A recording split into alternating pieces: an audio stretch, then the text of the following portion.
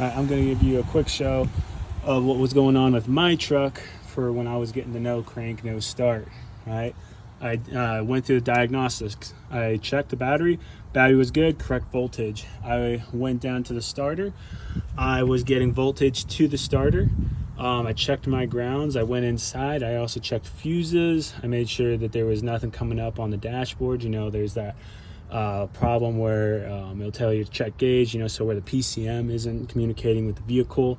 All these things, which then led me to think maybe it was the starter.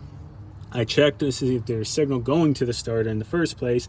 Wasn't getting any signal when it was getting cranked.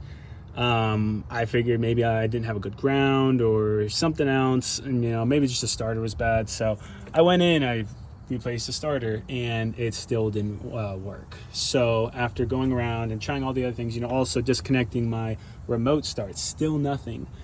So going around and trying to figure out what it is, this was the one thing that then happened. I also checked my grounds over here, you know, against the firewall and made sure this was all good. Anyways, it's this connector. All right, this was disconnected in my engine bay. Now I'll show you. So I've got my remote start. I'll go ahead, I'll kick it on. You hear it? It's trying to start, nothing. All right, now I'll throw this on. My remote start will kick on again here in a second.